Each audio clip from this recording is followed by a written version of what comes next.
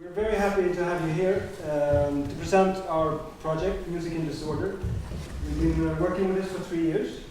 And actually, the last 1.5 years we've been in this room, working precisely like this. We've been sitting like this, experimenting with collective creativity, collective improvisation. So we wanted to invite you into our kind of laboratory. So we're actually sitting in the same way that we used to, and you're now part of the group, so to speak, and get to join in our experimentation here. So I'm going to start with saying a few things about how we worked in the project and the results, and then we'll give you some demonstrations, musical demonstrations. The main focus of this project has been to explore collective creativity. And it's very interesting because collective creativity actually means a lot. It changes a lot. It means that we have to go into a process in which we don't have control. It puts things in a different light: individuality, control, freedom. If something is really collected, it kind of changes a lot of how we perceive things. It has more to do with the multiple rather than with unity, for example, with difference and so forth. So these are the issues, the challenges that we have been dealing with and trying to go into. And it has also social, political implications as well, so not only artistic ones. And this is what's also interested us in many ways.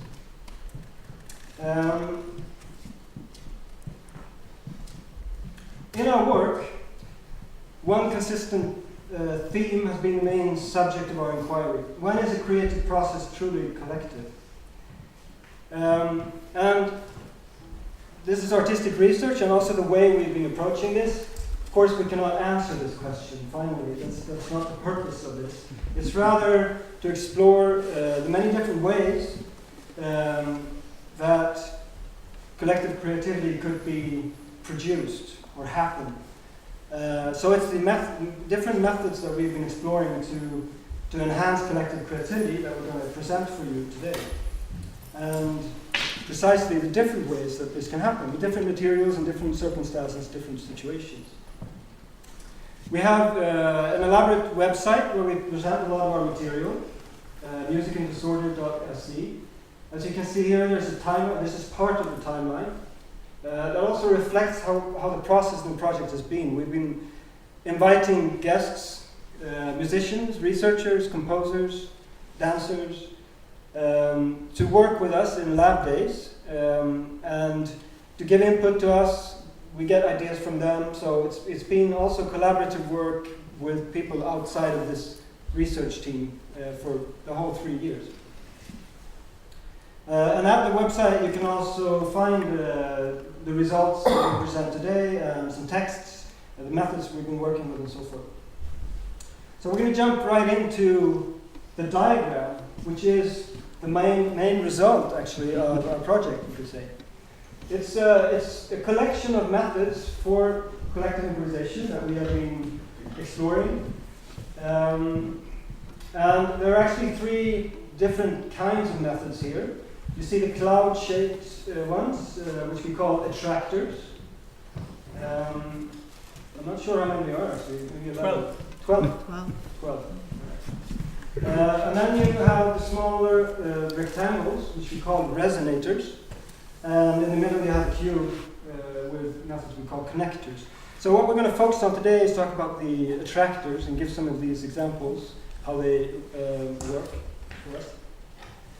So when you see this diagram, it might look like this is a closed system, or like a finished model, and that's definitely not the case. It's rather, you could imagine this as a movable map, if they were moving and merging with each other and overlapping, and so new lines would be created all the time.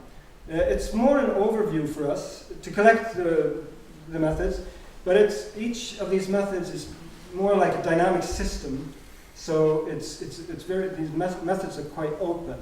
And this is what we're going to, of course, present for you, what we mean with this. So in a sense, this whole diagram is rather a toolbox. It's a toolbox for experimentation.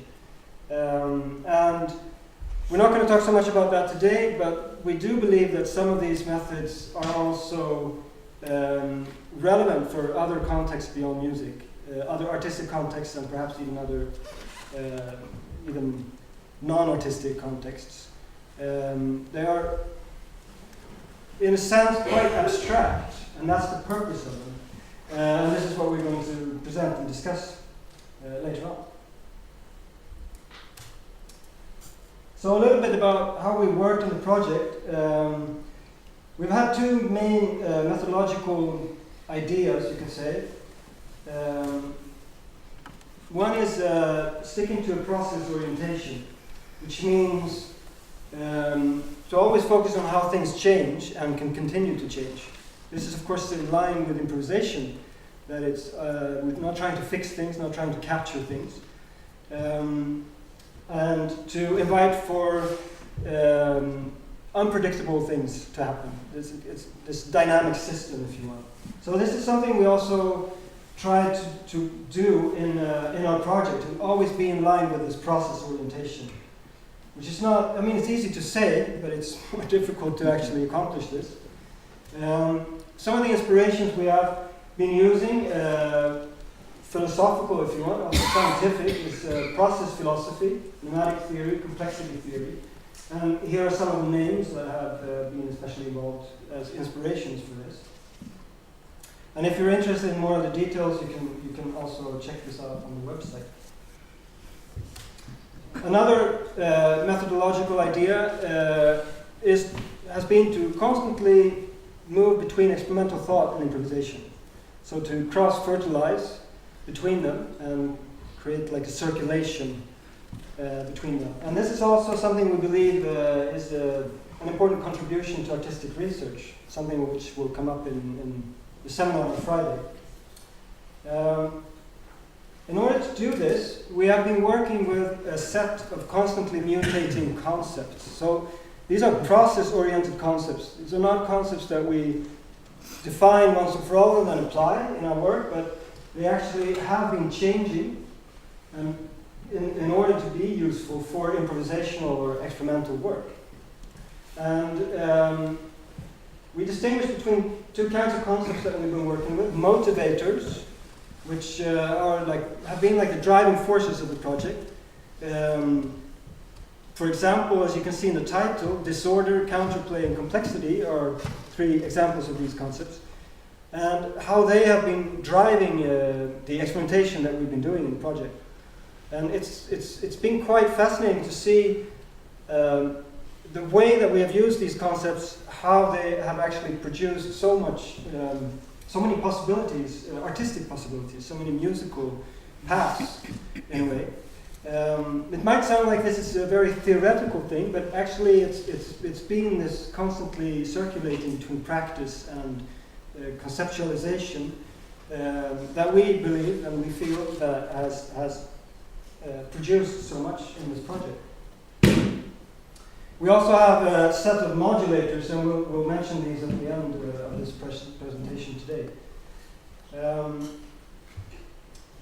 A lot of the concepts grew also out of our practice. For example, the ones in red in the lower right corner, permeability is a concept that became more and more important for us. Genomsläpplighet på svenska.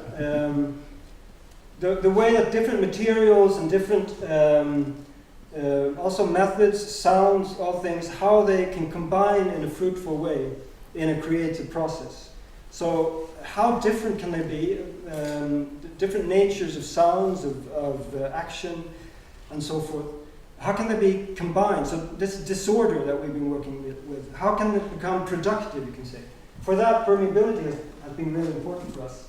And of course, this has a lot to do with aspects outside of art, like social, political aspects that we could think about when we talk about collective creativity or encounters between differences, if you want. Something we'll come back to. Another concept is intensive listening. Not just listening or hearing things, but what really works as intensive listening, not also intense, but intensive, is something we try to work out, but that is more specifically in trying to understand each other's directions and forces and energies in different ways. We're not going to talk so much about that today, but it's actually been very central to this project also. And finally, reciprocal interaction, ömsesidig påverkan, if you want, is this thing where we affect each other at the same time. Something which is fascinating. We're involved in a kind of feedback loop that is out of our control, if you want. And this is something that we've been trying to stage in our work as much as possible. So, in terms of musical experimentation, what we've been looking for is what we call a possibility space. It's this kind of abstract dimension where we're not actually sticking to a particular solution. So we're looking for a possibility space, a virtual space where something can be solved in many different ways. We call this virtual problems. Hopefully we're going to demonstrate what that means, because it sounds very abstract, and it is abstract. So here's a quote that concerns possibility spaces in physics by Manuel de Landa. He writes, "The simplest possibility space, one structured by a single minimum or maximum, defines an objective optimization problem, a problem that a variety of actual entities, bubbles, crystals, light rays, must solve in different ways. But the optimization problem survives its solutions, ready to be confronted again when a flat piece of soap film must wrap itself into a sphere, where a set of atoms must conform itself to a polyhedral shape of a crystal. Or a light ray must discover the quickest path between points." So this gives maybe a kind of a clear picture, at least I believe so, that the virtuality of this problem, of this optimization problem, is somewhere beyond where we can really grasp it. It's something we can't really, nail down. We can't really pinpoint it, but we can understand it somehow by the way we see how it's solved in different ways when a soap film wraps itself into a sphere and so on. So we can see the effects of these virtual problems, but we can't really define these virtual problems in a single sentence, because it's always a matter of different solutions. So this is also something I find really fascinating, and this is something we've been doing. In a sense, we've been trying to find these ungraspable virtual problems and see how we can solve things in many different ways. So virtual problems and abstract methods is what we're going to demonstrate for you. And of course, techniques for disordering, which is something we'll come back to. Because this disordering is also something we see as fundamental for collective creativity to happen. It's something we need a measure, a degree or quality of disorder, so there's a tension to work with.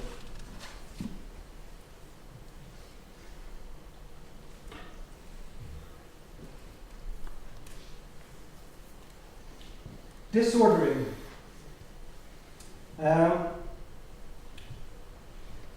We do not understand this as the absence of order. It's not a negation of order. That's usually how we think about disorder. It's like it's lacking something, and we're just waiting for order to come in there and save us, or create something that's more important or something.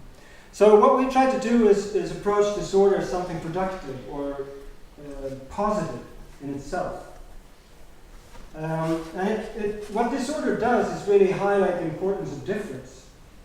Difference that cannot be reduced to a single point, to a unity, to a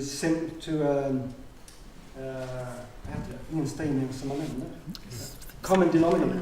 Yeah. A common denominator or something like that. So it's true difference, if you will. That's disorder. That's something that's really important for creativity to happen at all.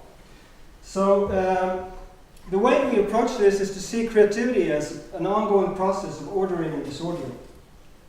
Now, put up this quote by Alfonso Montuori because I think it gives highlights the importance of disorder for creativity. Creative thought is marked by the active search for phenomena that destabilize order, that puzzle cognitive schemata and cannot be immediately understood. Creativity involves constant organizing, disorganizing, and reorganizing. I think this quote emphasizes something that we very often miss. The importance of doing something that is disorganized, that is out of our control in order for something to happen. And especially in education and stuff like that, we tend to want to only work with the stuff that we really understand and know and can communicate clearly about and stuff like that. But disorganization, disorder is risk-taking, of course. It's something we can't really control. So, that was my kind of introduction about what we've been doing. So what I want to do now is just present a few musical examples of disorder, of collective creativity, and then we'll also start demonstrating our methods for you. So I want to start out with an example of Gaelic psalm singing, which is a collectively improvised church singing in Scotland. It's still there, it's still happening, but it's not as common anymore. So what happens here is in some of these Scottish free churches, the precentor, which I think is Klokke,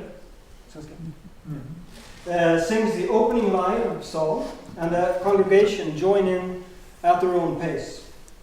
So actually everyone is following the melody together, but they're doing it in their own pace, and there is this non-coordination. It's slightly non-synchronized. So they do it in their own speed and also do some embellishments or ornamentations of the melody. And in musical terms, this is called heterophony, a term that we will come back to later on. But of course here, heterophony has to do with difference, genuine difference. Difference that cannot be reduced to one point. So let's see how this sounds.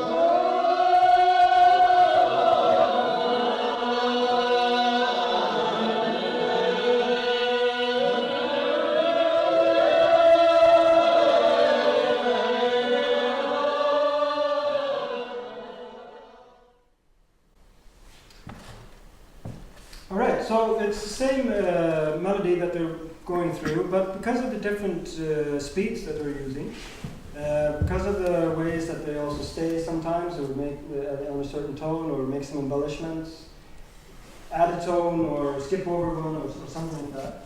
Just these small details and non-synchronizations. What happens is that sometimes these chords arise, for example. Sometimes there's this rhythmic web or weave that happens, or like sounds, like cloud-like sounds, or sweeping motions and stuff.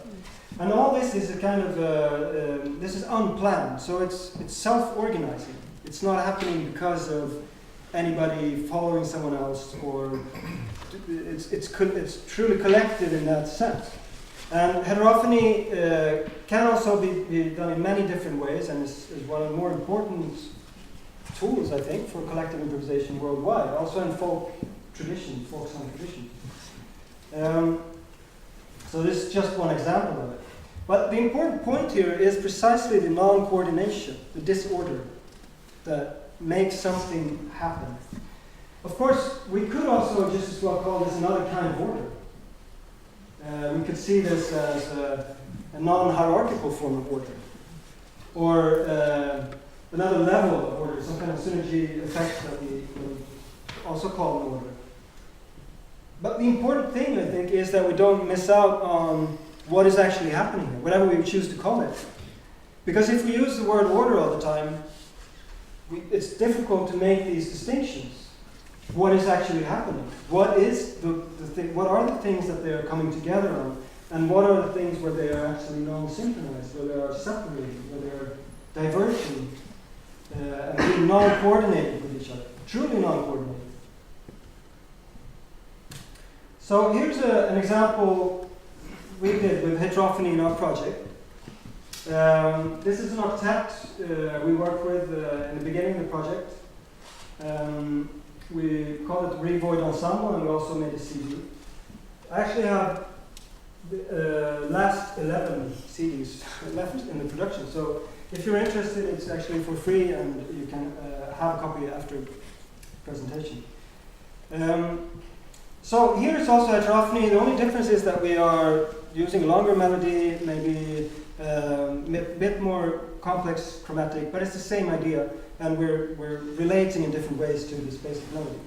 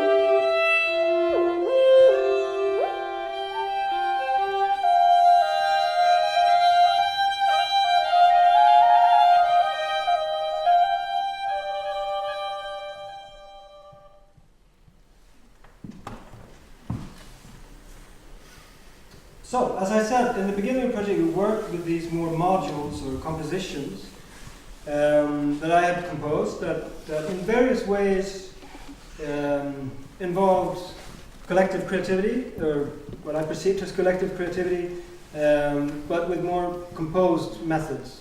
So what we started doing was to deconstruct and reconstruct these compositions in more abstract ways. So we tried to find ways of doing heterophony, for example, in many different ways. So what we're going to do now is to start presenting some of our methods called the attractors, the cloud-like method. And we're going to start out with two that are kind of related to heterophony, but in different ways. Yeah, so we're going to start with the one called Twister that you can see in the bottom right corner. And here we investigate another form of heterophony, but instead of quasi-synchronizing around a common melody or pre-composed material, we're synchronizing in timbre or like sound. So we're focusing on the like spectral entwinement or entanglement. So we're trying to create one collective sound where you can't really hear what is what, but it's like a common gesture. And it becomes like this self-organized blob, one could say.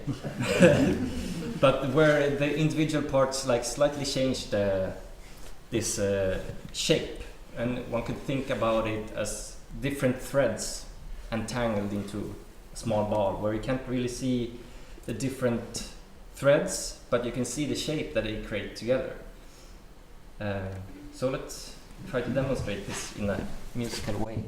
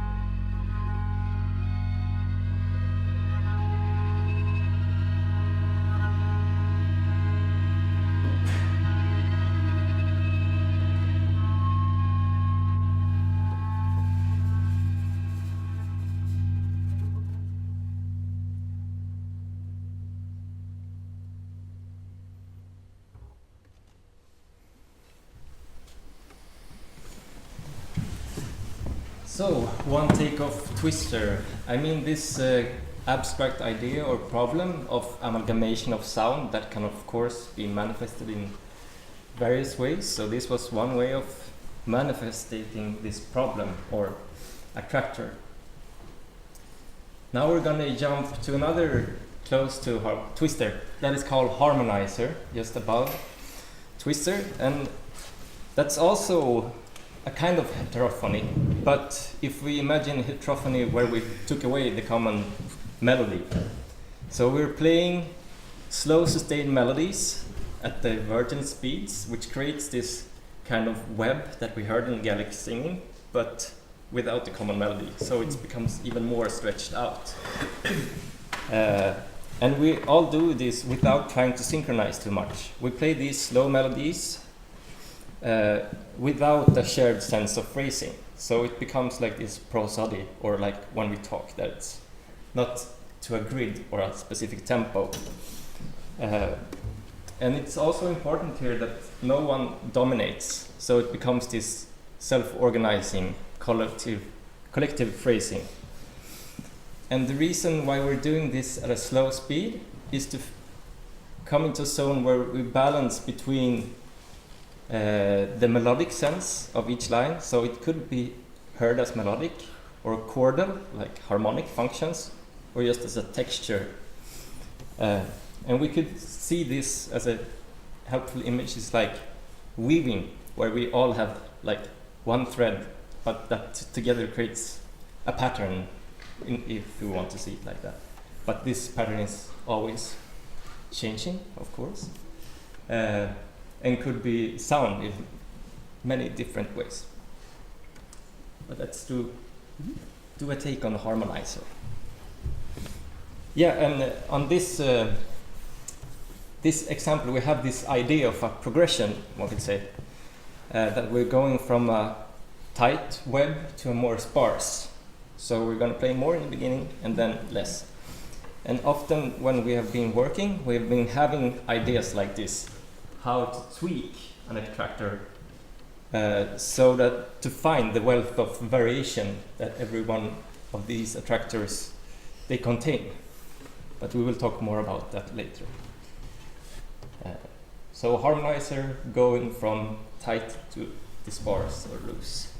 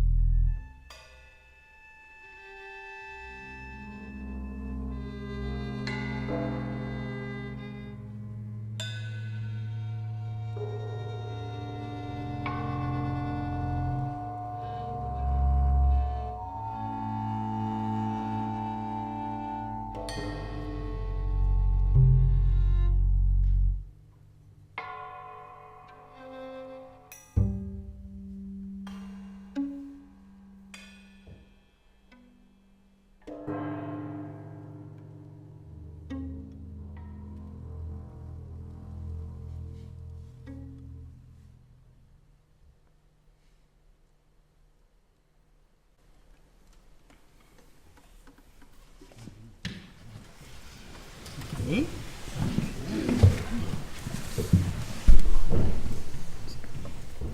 Yeah, so here's that's another yours. Sorry. important concept or image, like one could say, of resonance and interference. And here we see ripples of water where the waves are interfering or resonating with each other. That creates complex patterns that we can't really predict and see what is what. Is it interference or resonance? And this is a concept that we've been using in this project, both on a macro level or micro level, I would say, between different attractors resonating or interfering with each other, our different lines in the group interfering or resonating with each other or within an attractor and so forth. There's a lot of examples of this. And this is also common in, this is used in acoustics as well, or this phenomenon exists in acoustics as well. When we're tuning two notes or frequencies to the same note and they're slightly out of tune, we hear a rhythmical pattern in amplitude that is created from these two frequencies like cancelling and enhancing each other. And this, our perception with our ears, we hear it as rhythm. And it's exactly the same as these waves, that you can't really distinguish what is what of these two notes. And the interesting thing with this, I think, is that these supposedly fixed identities that we have, note on one hand and rhythm on one hand, suddenly they emerge. And so they fall apart, the categories. And this also goes for the attractors, that the more we look at them and see the wealth that they contain, the more they start to fall apart, these fixed boundaries. And we see the zones of indiscernibility where it's both tone and rhythm, or rhythm or tone. So we start to see this spectrum of change. So these concepts have been very important and also used acoustically as musical material, this interference. And now we're going to listen to one example that Klaus has on his computer, where he plays with microtonal synthesizers to play with these interference patterns, rhythms as a musical material.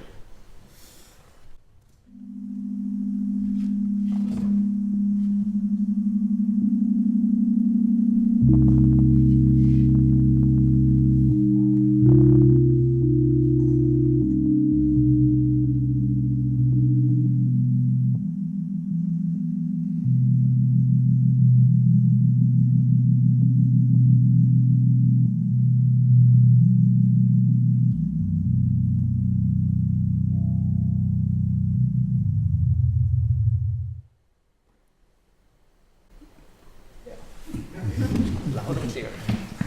Feel how everything fell apart? Whole universe. All right. So before we continue with more demonstrations, I'm just going to present a few of the ways that we have thought about these attractors in the diagram. When designing and thinking and using these attractors, we have been helped by using some terms from complexity theory, some of which we have already introduced.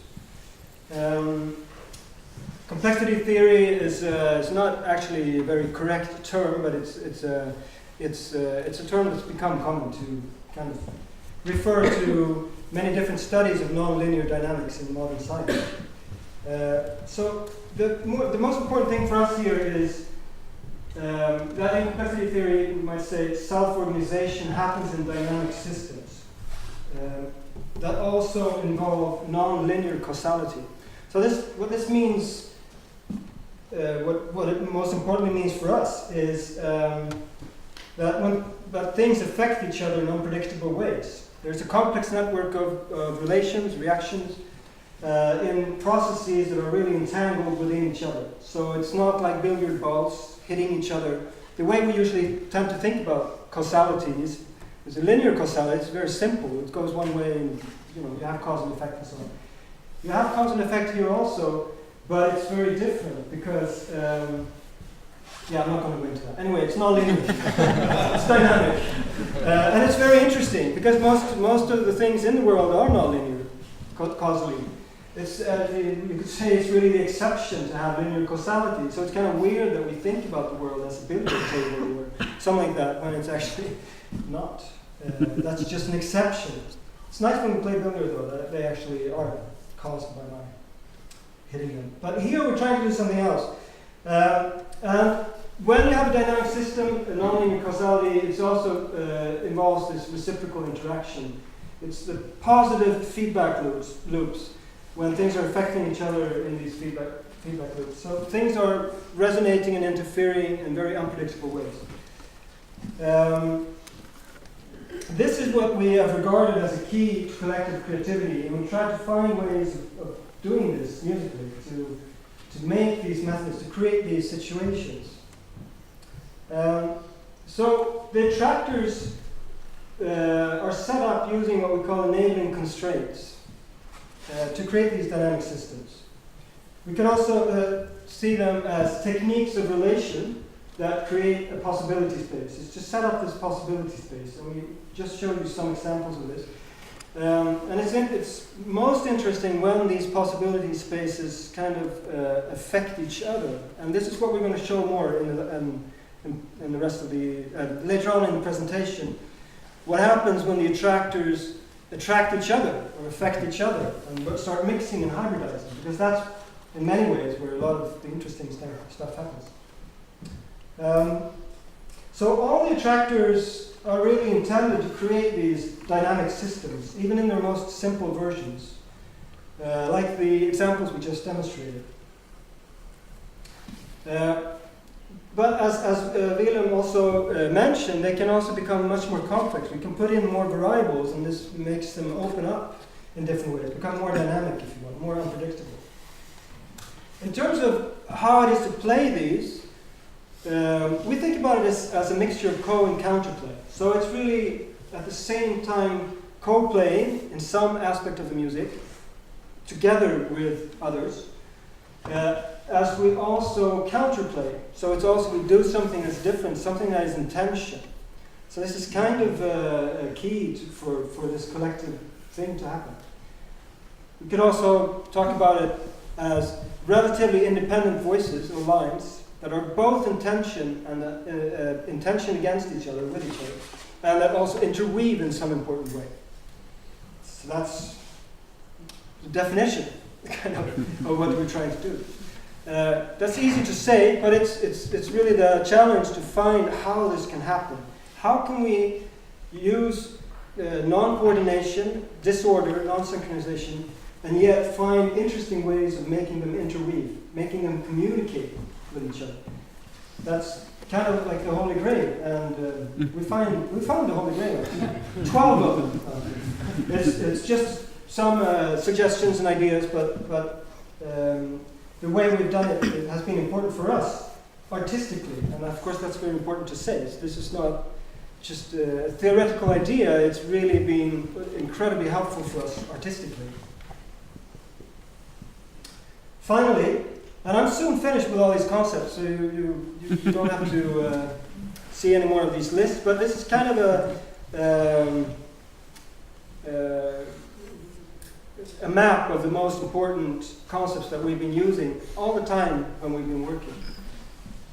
So, of course, we need this disorder, and here's maybe where there are also social political aspects come in, because there has to be this non-coordinated heterogeneity, this difference. There has to be some kind of asymmetry, some kind of irregularity. And Willem mentioned prosody, the way we speak. We're very accustomed to disorder all the time. We're experts actually at understanding it.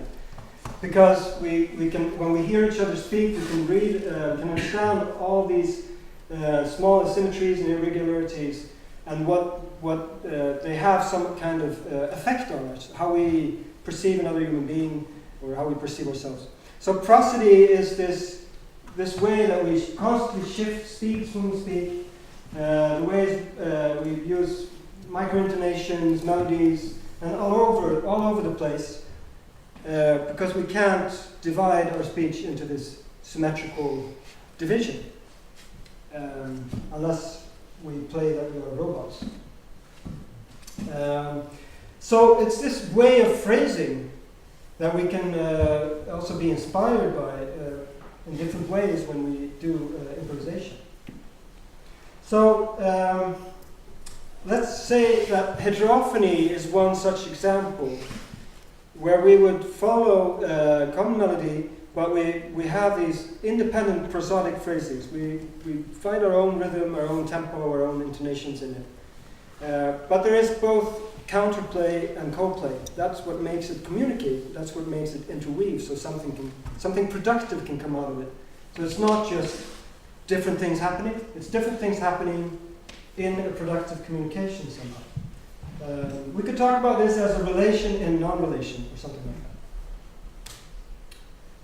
So let's use another attractor that looks at this from yet another angle. And hopefully when we've done, how many are we doing? 6 or 7 something. Mm-hmm. And when we start mixing them, you get some idea of this work. Yeah, this is the third one anyway. The pulsator on the left side of the, and as you can hear by the name, the bearing or the important element is the pulse. But the pulse is something which is each of us, we own our own pulse in this. So it's a matter of you could say that it's characterized, our co-playing in this is characterized by not synchronizing. And that's almost like you have to be very autonomous in your pulse. That's the idea of the pulsator. And to avoid the synchronization, and we play in our own tempo, and that's something that is the whole idea of how to get it, these layers of tempi or time passing by in different tempi. And we will try, I can say, we are all coming from very different traditions and musical traditions and backgrounds. And I can say for me in this specific attractor, when I think about it, and I find references, and we all have different references, of course, to different music. It's not that I think of something sounding when I say pulsator, or that we are going to play pulsator, but there are references to the way that the relations between us and the actions that we do. There are references to music that we have played before, and for me this is very clearly a reference to some modernist composers like Xenakis or Ligeti, who actually work a lot with posing different rhythms, irregular rhythms on top of each other, which makes also a weave of rhythms. But in this composed music, you always have a relation to a metric system that is fixed and stable. But we are like we have 5 different systems, so to say, when we work with this. And I propose we do this, or we proposed already to do this. These are like etudes we are doing. You understand that? We are being very strict about our attractors now. So we do this going from very strict rhythms, each one keeping their rhythms, to becoming more and more rubato, changing and freer in rhythm, but still autonomous.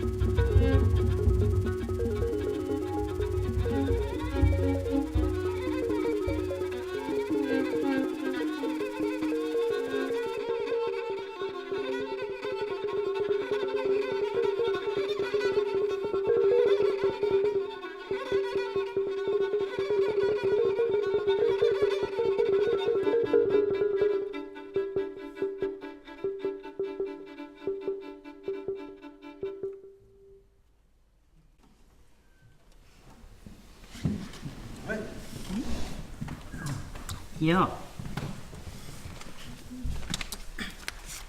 Resonating gravity fields. This is not my subject. It's It is now. what? It is now. It is now, yeah. But to visualize, or let's say visualize, we can use the pulsator. We could use this animation of the three-body problem in physics, which is, you can see the gravitation fields and the movements of these bodies, and let's be sure that I don't say the wrong things here now. This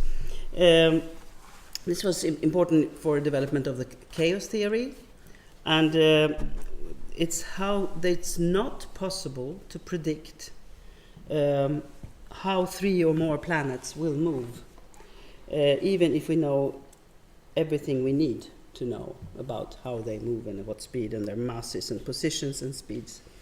So it will never be possible to. I personally think this is very fascinating. I mean, that it's not, with all the powers of mathematics and computers, you cannot be able to predict these movements, how they're going to move and relate to each other.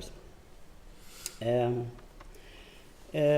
that's also because of the gravity, which is like the gravity is a field. It's not a mass. It's a field, and when they interfere, you cannot predict how they're going to move when they meet. There is this, of course, a lot. This is building on the research that. And the three-body problem was usually, I mean, was it?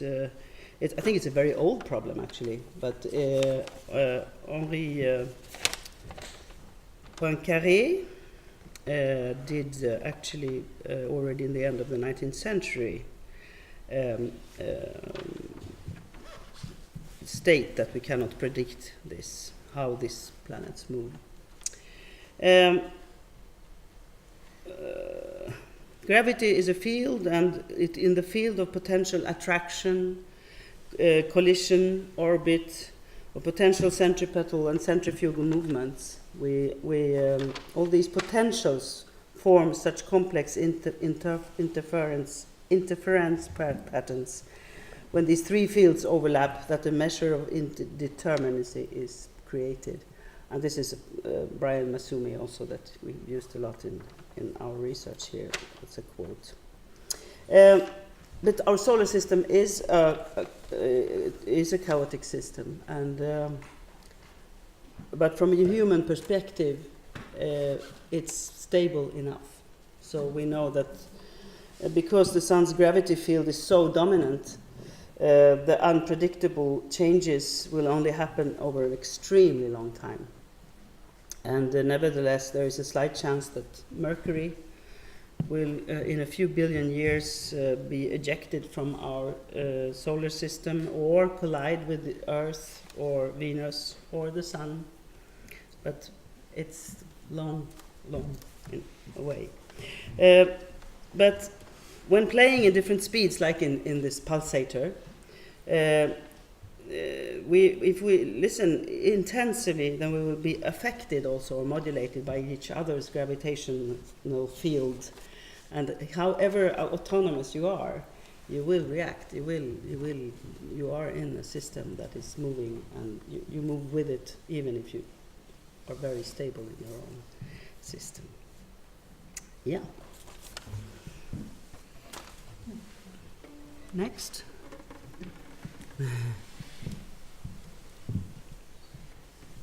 And you'll change the picture when I say it.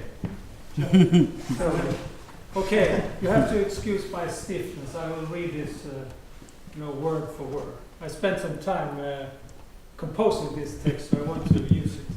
You don't like improvisation? No. So, as a musician, and perhaps especially as a drummer, I have dealt with different kinds of grid-based patterns right from the beginning. The typical drummer's first challenge would be to place a bass drum hit at step 1 in the grid, snare drum at step 3, and frame those with hi-hats on all steps to form a rock-pop standard beat. Patterns and combinations of patterns may then be stretched and experimented with by the use of micro displacements or timing, a human musical element that separated the early drum machines from real drummers. And that is an extraordinarily intense parameter in creating rhythm. We might, though, feel the desire to access more and other variations in the rhythmic fabric. And in our project, we have been working on ways to create what you might call heterogeneous rhythm. In one workshop, we worked with playing different time signatures simultaneously. Please. We would have half the group play in 5/4 and the other half in 7/4. We would share the same downbeat, the same one, which effectively had us play in different tempos at the same time. That was, by the way, the embryo of the pulsing. When doing this, well, we sensed the phenomenon we came to call loopholes. Loophole på svenska. By juxtaposing the different tempos, we not only became free to jump between them, we could also hear and act at a myriad of weird hybrids of tempos and different timings of individual musicians.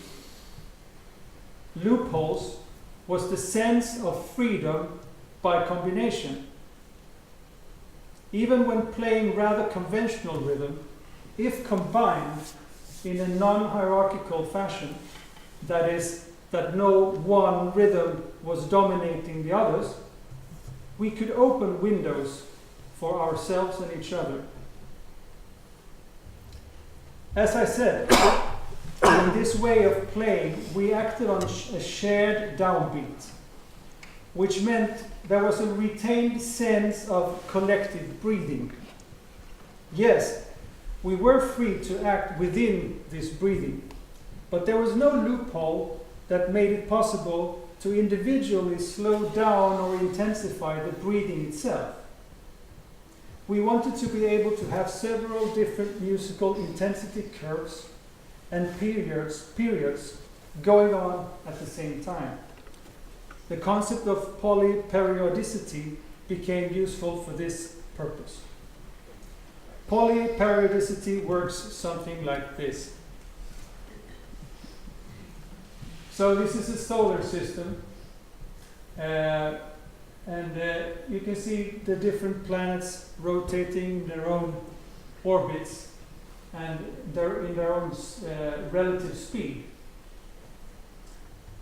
So inspired by this polyperiodicity concept, several different attractors was sparked. And also an important fact is that in our way of doing this, we have subtracted the center. So there is no common denominator here either. So we now will try to present the attractor called rotator, in which we use these different simultaneous intensity curves and periods.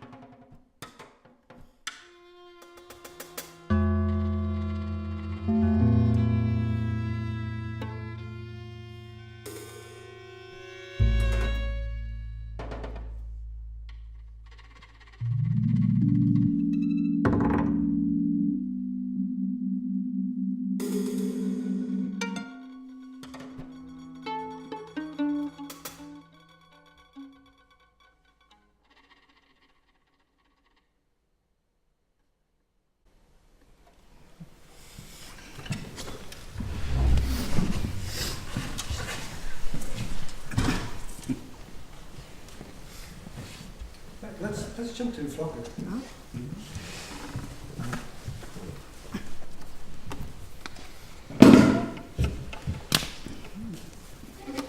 So maybe this rotator is a bit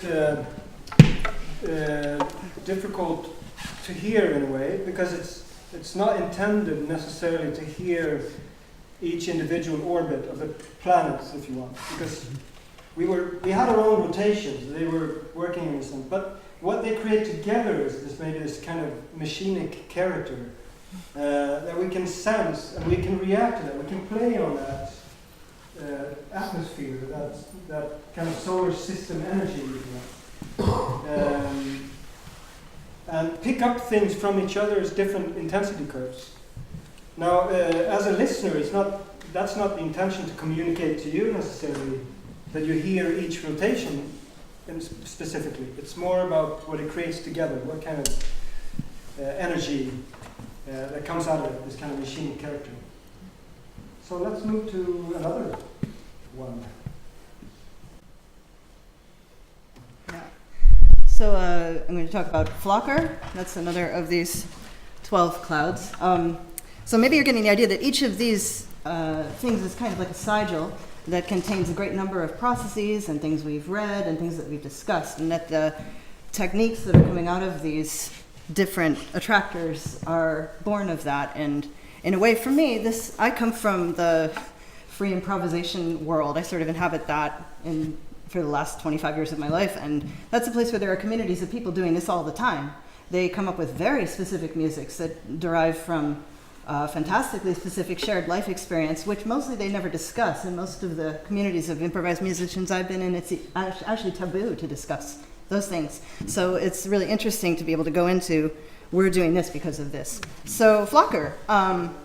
So the Flocker attractor is inspired in part by Dennis Smalley. In my other life, I make the total opposite, like electroacoustic tape music. So the Flocker is inspired in part by Dennis Smalley's use of the term, because I brought that here for people to read, spectrum of morphology, and his writings about spectrum morphology. And he uses it to describe, as he writes, the loose but collective motion of micro or small object elements when activity and changes in density need to be considered as a whole, as if moving in a flock. And we've adapted this idea we've adapted it from collected sounds to collective playing. From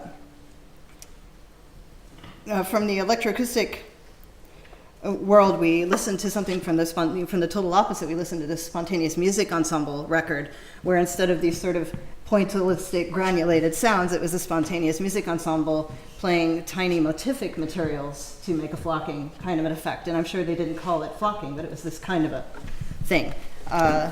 Do you have a picture of a bird flock? This is sort of a very opposite one, a very obvious one in some ways. This also returns to the idea of heterophony. This is a heterophony of density, is what it is. So we're going to play one for you. It's also interesting with these, when flocks meet each other, as you can see here. Whoa. Because each bird is following like their own kind of rules, interacting very locally with the other close birds. But when two flocks meet each other, there's an unpredictability happening there, and indeterminacy, and that's also something we utilize in this attractor. Yeah, that's what the attractor does. Yeah.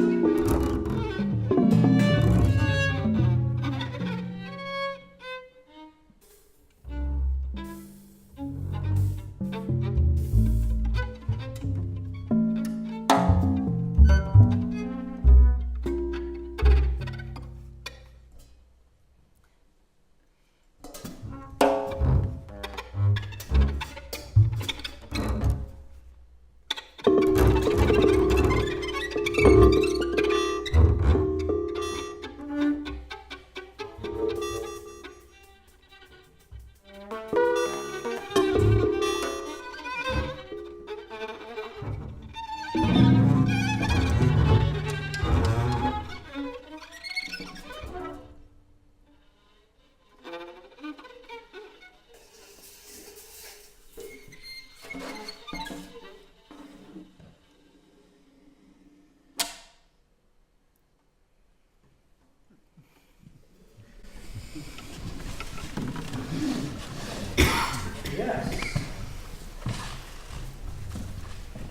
Right, so we come to a final example here. If we think about thresholds, the threshold between these attractors, between these different methods. So for example, we present for you pulsator, flocker, Twister. Twister, harmonizer. Yeah, all of them. But what I'm thinking more specifically of is that certain attractors share a lot with each other. For example, in terms of rhythm or pulses or something like that. So there are always interesting thresholds to explore between the different attractors. This is something we've been working with a lot to also find these zones of indiscernibility that Vila was also talking about. The indiscernibility between, for example, pitch and rhythm. But if you have a very low sound and it goes below about 16, 18 hertz or something like that, it's a rhythm for us, but if we turn it up a little bit higher pitch or quicker frequency, we start hearing it as pitch. So there's this threshold in our perception, or perceptual capability. The same thing goes for pretty much anything in life, actually. These zones of indiscernibility, these thresholds that kind of create life, if you want. So let's take a look at one particularly interesting phenomenon that happens when we have an amount of water at a very low air pressure and at exactly 0.01 degrees Celsius. What happens then is a specific phenomenon called the triple point, which actually is that the water is in a state that oscillates quickly between freezing, boiling, and being liquid. Now this might seem like just an anomaly or something, an exception to life. Like, this is really weird, because we think water really has its three states and they're very separated and all that. But it's not like that, of course, because it's always dependent on circumstances. It's the fact that we have a certain air pressure at the level of the Earth's surface and so forth. So as soon as we, let's say, go up to a very high mountain, it has to be a really high mountain, we start seeing that the boiling point of water is actually movable, because it depends on air pressure. And of course, it has to do with the quantity of water, the volume. It has to do with the temperature of it and so forth. So there are always these intersecting lines of variation. When you have a certain mixture of air pressure, volume, temperature, whatever it might be, we encounter that the world is not as separated as we think it is. It's actually the other way around. I mean, if we really work with things, we put up the temperature high enough, we would all become plasma in here. That's the main state of the universe. So we're the exception. So this kind of an interesting fact. So what we're experimenting with in the collective improvisations we do is try to find these intersections, these zones of indiscernibility where things are hybrid, where they are quickly turning into each other. So we're going to do that for you now. We're going to try to do a triple point. Work with Twister. That was the very first demonstration. Flocker, which we just did, and Pulsator. And to explore their zones of indiscernibility and their thresholds. See what happens. We can, of course, fail. Because doing this is starts boiling. Risky. Turn into plasma. We turn into plasma.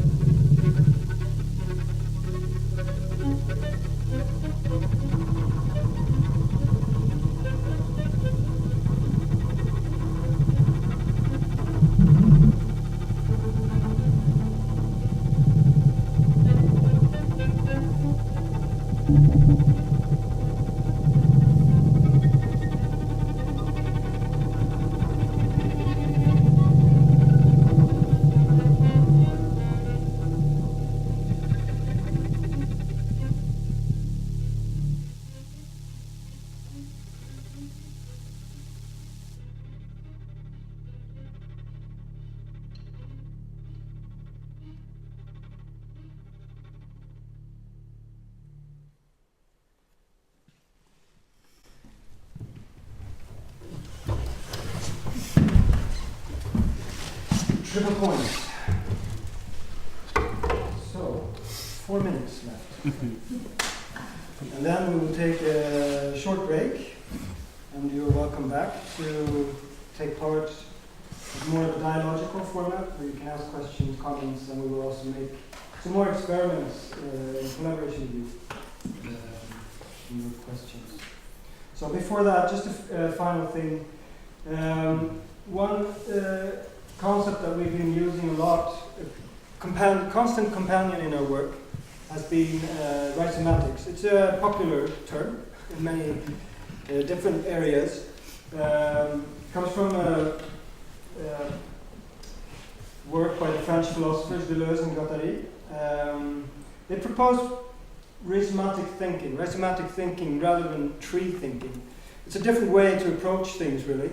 It's to think, you see the rhizome is these roots that are shot out horizontally instead of thinking of a tree and how it grows vertically. So you can think of ginger or mint, or there are lots of these different plants that are rhizomic.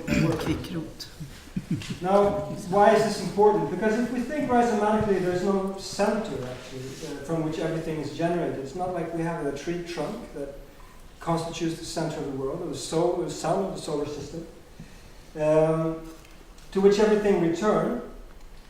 Rather, it's to really be able to think the multiple, how things branch out constantly, creating new connections, new possibilities, new structures.